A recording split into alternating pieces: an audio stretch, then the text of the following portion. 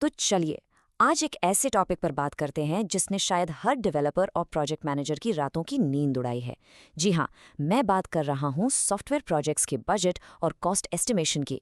देखिए, आप कोई भी नया प्रोजेक्ट शुरू करें, सबसे पहला और खौफनाक सवाल जो आपके सामने आके खड़ा होता है, वो है, भाई इस सॉफ्टवेयर को बनाने में आखिर खर्च कितना आएगा?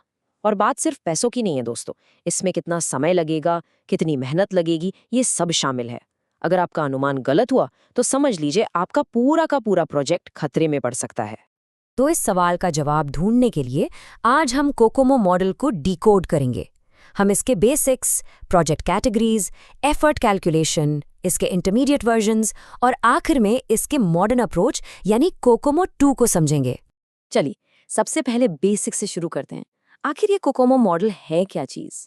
कोकोमो यानी कंस्ट्रक्टिव कॉस्ट मॉडल, इसे 1981 में मशहूर सॉफ्टवेयर इंजीनियर बैरी बोहम ने पेश किया था। अब आपको बता दूं कि ये कोई हवाई तीर नहीं है, बल्कि एक ह्यूरिस्टिक मॉडल है। इसका सीधा सा मतलब ये है कि ये पुराने प्रोजेक्ट्स के ऐतिहासिक डेटा और असली तजुर्बे के आधार पर काम करता है, ताकि आपको एफर्ट, कॉस्ट और शेड्यूलिंग का एक एकदम रियलिस्टिक आइडिया मिल सके। अब इस पूरे मॉडल की जो नींव है ना, वो है KLOC, यानी किलो लाइंस ऑफ कोड। आसान भाषा में कहूँ तो बेसिक कोकोमो में हम सबसे पहले ये देखते हैं कि आपके सॉफ्टवेयर में कितने हजार लाइंस का कोड लिखा जाने वाला है।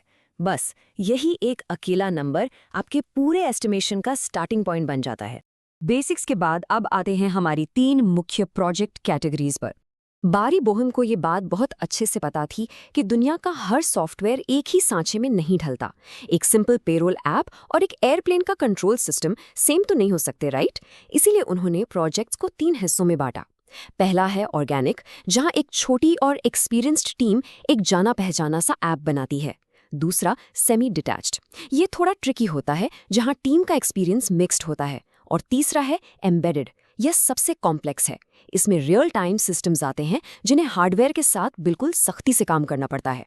तो कैटेगरी तय हो गई। अब चलिए देखते हैं एफर्ट और समय का कैलकुलेशन असल में होता कैसे है। अब इस फॉर्मूले को देखकर बिल्कुल मत घबराइए, ये बहुत सीधा सा गणित है। यहाँ हम एफर्ट को पर्सन मंथ्स में कैलकुलेट करते हैं, मतलब कितने लोगों को कितने महीने तक काम करना पड़ेगा। ये पूरी तरह से आपके प्रोजेक्ट के साइज यानी उसी KLOC पर डिपेंड करता है, जिसे हम आपकी कैटेगरी के फिक्स्ड कॉन्स्टेंट्स जैसे A1 और A2 से मल्टीप्लाई करते हैं। आप साइज डालिए और आपको अपना एस्टिमेटेड एफर्ट मिल जाएगा। यहाँ एक बड़ा ही दिलचस्प पैटर्न देखने को मिलता है।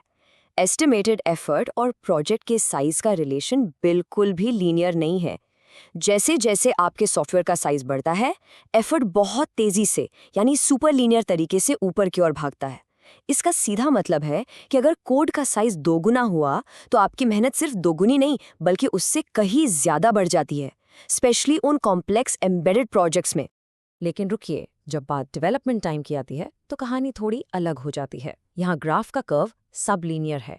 अब आप सोचेंगे ये क्या है? देखिए, अगर आपके सॉफ्टवेयर का साइज डबल हो रहा है तो उसे बनाने का टाइम डबल नहीं होता। ऐसा इसलिए है क्योंकि जब प्रोजेक्ट बड़ा होता है तो आप ज्यादा लोगों को काम पर लगा सकते हैं। टीम पैरेलल में अलग अलग टास्क कर सकती है, जिससे आपका काफी समय बच जाता है। चलिए, ये तो हुआ बेसिक कोकोमो। अब बात करते हैं इसके थोड़े एडवांस लेवल्स की, यानी इंटरमीडिएट और कंप्लीट कोकोमो की।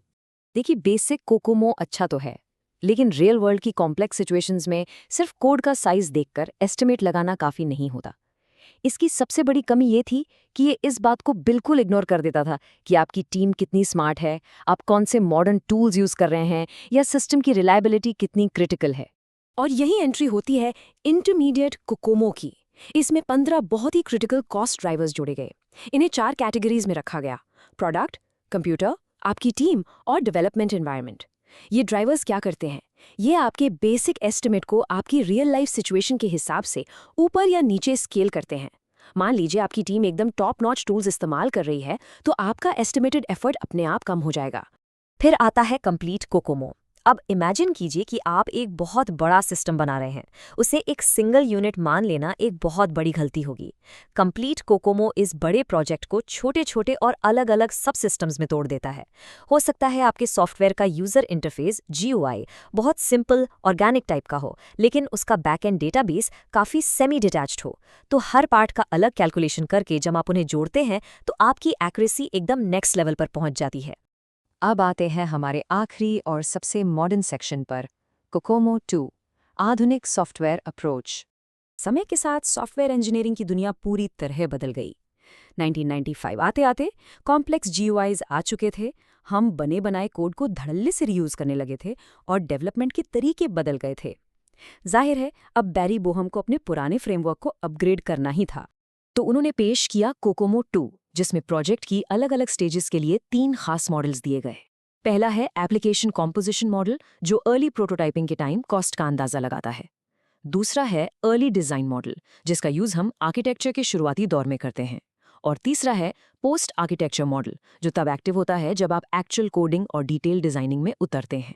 कोकोमो 2 की सबसे खास बात यह है कि ये सिर्फ कोड की लाइंस नहीं गिनता, ये न्यू ऑब्जेक्ट पॉइंट्स यानी NOP को बेस बनाता है, मतलब कितने स्क्रीन्स या रिपोर्ट्स बन रहे हैं। और सबसे बढ़िया बात, जो कोड आप रीयूज़ करने वाले हैं ये उससे आपके एस्टिमेशन परसेंटेज से माइनस कर देता है, ताकि आपको एकदम सटीक पता चले कि नया काम असल में करना कितना है। तो दोस्तों 1981 के बेसिक केलॉग मॉडल से लेकर 1995 के मॉडर्न कोकोमो 2 तक का सफ़र हमने तय कर लिया।